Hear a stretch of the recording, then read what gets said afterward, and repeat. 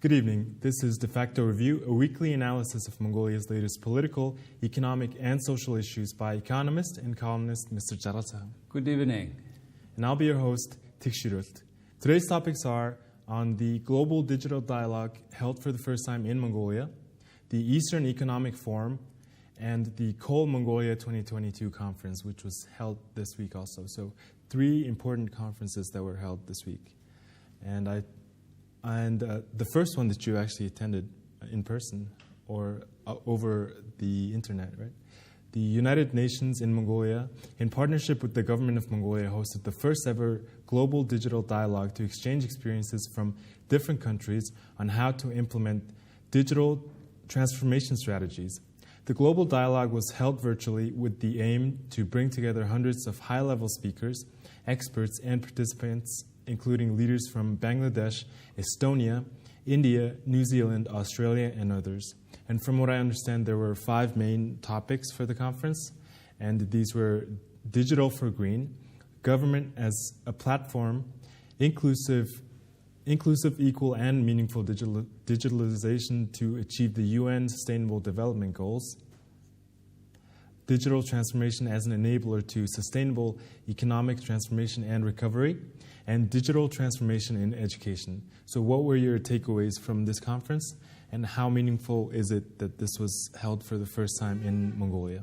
Indeed, it was a UN conference organized together by UN and Mongolian government, in particular Mongolian Ministry for Development, Ministry for Digital Development and Communications. It's kind of first a big wide range conference initiated and organized or led by Mongolian government. What happened was on September 5 and 6, virtually 5 continents, 40 speakers, and 800 audiences were on the Zoom to discuss the issue of digitalizing a nation to achieve the Sustainable Development Goals based on the Mongolian experience.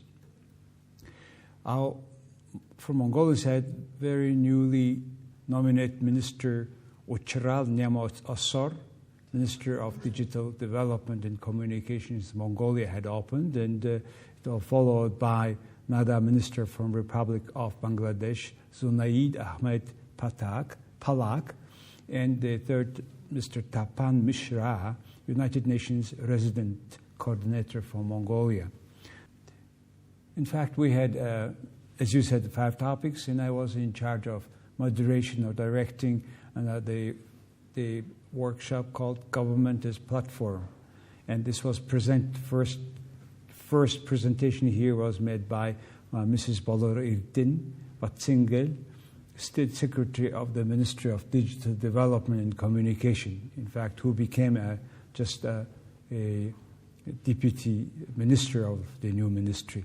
And she explained very much about why we are digitalizing, including, for example, like we digitalizing the government to improve the quality of life of Mongolians, to develop digital economy of Mongolia, and to increase competitive advantage of Mongolia. In fact, many works have done for that.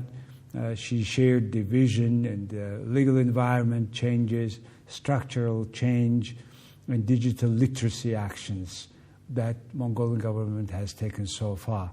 And the report also was, it's called deep dive sessions, and it was also extended by another discussions like Mr. Su Chu Kuk, Senior ICT Policy Specialist at the World Bank, and Hannes Astok, Executive Director and Chairman of the Management Board at the E-Governance Academy in Estonia, and Tomislav Vracic, National Technology Officer at Microsoft Central and Eastern Europe, and Mr. Hannes Takas, Head of Mongolian at EBRD. They have been discussing the issues, looking at not only Mongolia but also Eastern Europe, worldwide, throughout the whole world. And there are many similar issues many countries are taking certain steps towards this digitalization of their own nations, and we have very deeply discussed what kind of problems we have faced and how do we Mongolians solve the issue, etc. Mostly Mongolian experiences were discussed, as Mongolia had already digitalized it through a program called e-Mongolia, some 600 government services, and which helped breaking down the organizational walls and more saving money, delivering public services, trying to not to leave anybody behind.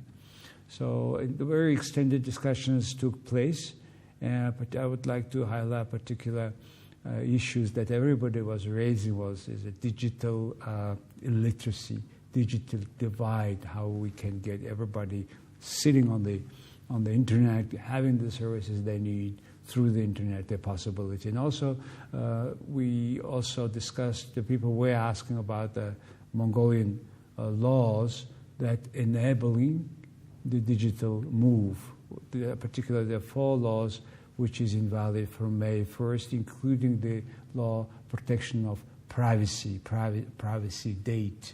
That part was interesting, and I think it's a good start for every country to get their sustainable development goals as agreed, using the latest technology, and which was shown in the case of Mongolia. Let's move on to our second topic. Prime Minister of Mongolia, Oyun Erden, participated in the 7th Eastern Economic Forum this past week in Vladivostok, Russia. The Eastern Economic Forum is an international platform to discuss the intensifying of trade, economic investment, and cooperation in Asia and the Pacific. As for Mongolia, we've been participating in this event since 2016. The event was also attended by the President of Russia, Vladimir Putin, the Prime Minister of Myanmar, Min Aung-hlaing, Prime Minister of Armenia, Nikol Pashinyan, and the Chairman of the Standing Committee of the National People's Congress of China, Li Zhanshu. During the event, the Prime Minister had a talk with Mr. Putin of Russia and reached a few agreements. As we had agreed to buy Russian AI-92 gasoline at a discount until the end of the year at a fixed price, we've agreed to buy the same fuel at a 10% discount until 2027, meaning the price will be controlled. Russia has also agreed to help facilitate the investigation of the Egg River hydropower plant, which has been a problem between our two countries, and they have agreed to help facilitate the investigation of the effects on Lake Baikal, and if all goes well, we should have the approval to build it. So how satisfied are you with the outcome of this forum as a citizen of Mongolia? Well, I have been to this forum myself 2-3 years ago and moderated one round table about Mongolia and Russia cooperation. And this Eastern Economic Forum aimed to attract foreign direct investment to eastern part of Russia, and it is initiated by President Putin. Every year he is coming himself. This is the 7th, and usually it was attended by our president, but this time Prime Minister went there.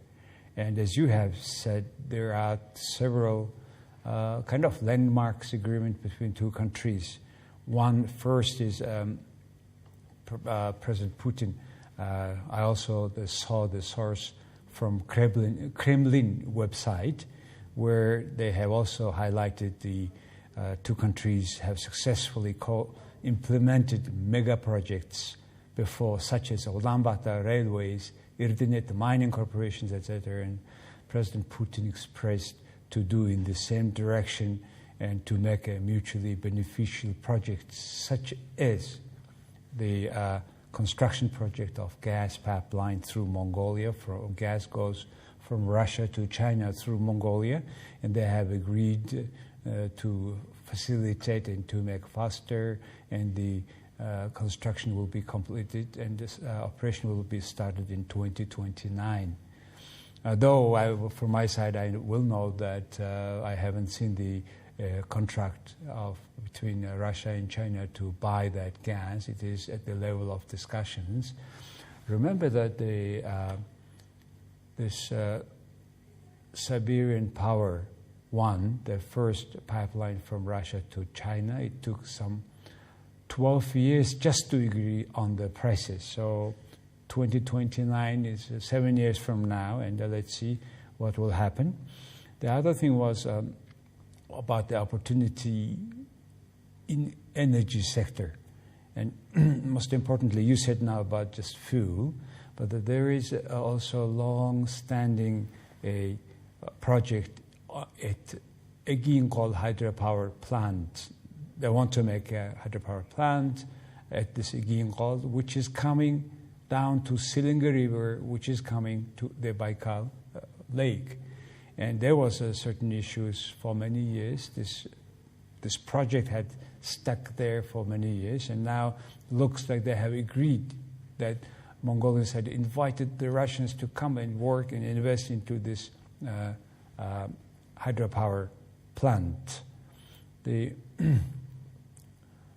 Another issue agreed was about the permanent or stable supply of gas, gasoline, which is, as you have mentioned, diesel is the most important and most used for production fuel in the country. It's more important than even AI-92. AI-92 is used by all cars. It's very low octane, probably in some countries even a forbidden number of octane with pollution of CO2. But however, a majority of Mongolian cars drivers use this gasoline, so the government is keeping the price. By the way, it reached per ton $1,280 before, and they have agreed to buy it at the level of $830 US dollar per ton. Now they will keep from that 10%, as you said, discount, but still it is substantial subsidy from the government for that gas. And about the diesel, which is now almost 2.5 times more expensive than the AI-92, which is the main fuel for our production, still causes certainly the inflation to the country through increase of fuel price. Also, Mr. Putin at the Kremlin website was saying that our bilateral relations have deep roots and rich history. Last year we have marked the 100th anniversary of our diplomatic relations. And economic ties are developing and trade is growing. We have major projects which we are interested in developing, etc. He was talking about that projects we have mentioned. And also he said that, Mr. Putin said that he will meet President of Mongolia, Khurelsukh, to be held very soon in Uzbekistan, at the meeting to be held in Uzbekistan very soon. So it looks like there will be another meeting where President Xi Jinping will be there, so another maybe trilateral or bilateral meetings, which we have not yet seen any specific announcement on that. But looks like the three presidents will meet again soon, and hopefully they will continue to discuss about our trilateral and bilateral relations. The third topic was raising an issue of railways, railway corridors, and the head of Russia Railways have met also our Prime Minister, and they have discussed about further investment in railway network in Mongolia. According to this Kremlin site, Mongolian Prime Minister said that, "I hope our future meetings and our meetings during the forum will help us move the gas pipeline construction project forward." That's the initial proposal he made before this final agreement, I think. He said also, now that we are making the transition from the first century of our relations, meaning that it's 100 years of diplomatic relations between Russia and Mongolia. And he said that we have passed the first century of our relations and cooperation to the second century we are moving. unfortunately, we are faced with the pandemic and a challenging global geopolitical situation. So it was the only part where, that's what I'm saying, is it was the only part where they have discussed a bit an issue other than Mongolian and Russia relations.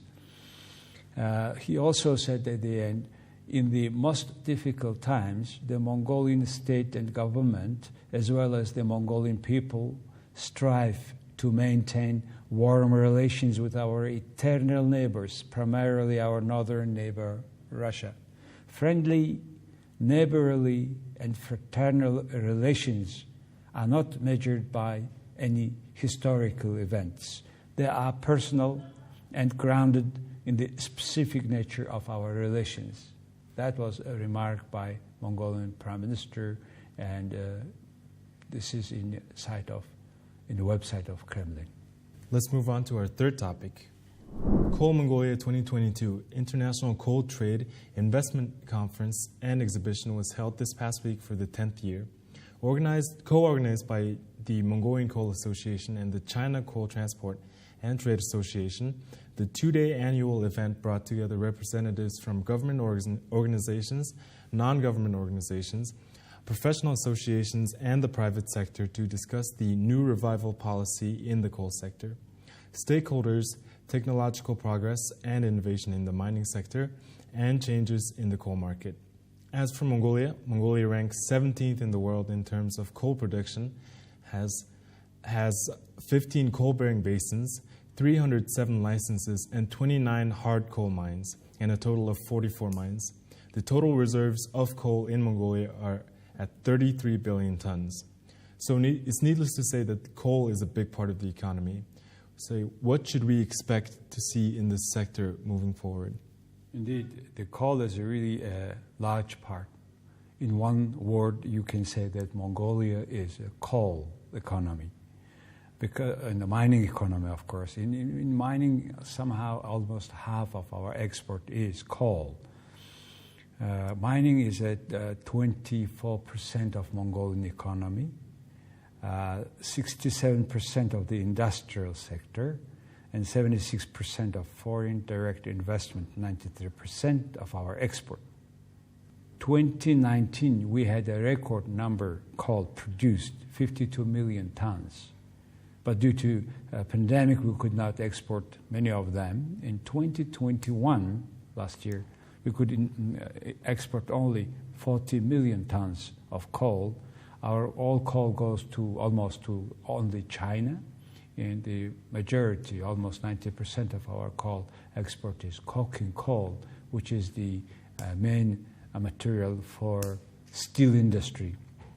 So really, in fact, we are a coal economy.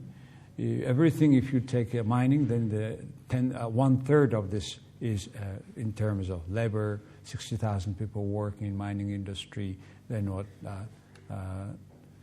about 6% of them work in coal industry, for example. The Mongolian Prime Minister Oyungur then sent to participants of this coal conference a letter in which he highlighted several achievements for this year for coal industry, not only coal industry, as he was mentioning about the now being ready and the railway lines, the border checkpoints. We have some 40 plus checkpoints, and four of them are to be connected by the railway with China, and which will be substantial input in increasing coal export of Mongolia. And in fact, now on Friday, the line from Tavantalga, the largest coal deposit of coking coal, to Chinese border, 270 or so kilometers length, which was transported, with all coal was transported by trucks, some 15,000 of them. Now it will be by railways, replacing one by one or smaller and step by step, probably taking more railway cargo than the truck cargo. So this is the first feature of this conference. The second was, we have been discussing it for more than 10, 15 years about this railway. Finally, it is done. It's now in operation. Second feature of this call conference this time, I was almost in all of them all these years, moderating or participating. This year, for the first time, they brought an issue of locals, related issue. In Mongolia, this royalty is shared by law with local people, local administration, but all money goes to the Ministry of Finance, then it goes back, not always all the time, and it is not clear how much exactly de facto receiving the local people any income from the royalty. And that caused a lot of problems, conflicts with of all minds with the local people, local administration, as they don't see themselves the result of the mining. The center is receiving all the proceeds. So that's why the issue of relations, very hard issues to be solved in the relation between mines and herdsmen, local people. And this issue was brought for the first time in Call Mongolia.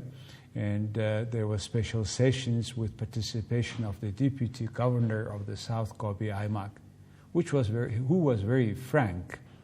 And he said that if majority of the budget, all this income from that particular deposit in their Aimak comes to the center, why it would be at least 10% of them don't come to the local people, etc. So this is a growing kind of sentiment all around Mongolia, in particular 6 mining-centered IMACs. So this issue was openly discussed, and hopefully it will help to solve many problems that is hindering the foreign direct investment to the country. This has been Defacto Review, a weekly analysis of Mongolia's latest political, economic, and social issues by economist and columnist Mr. Jaralsahan. We are very happy to share with you our analysis about the most important 3 events happened in Mongolia last week. Please watch us also on our Facebook and on our website, jargaldefacto.com. Thank you very much.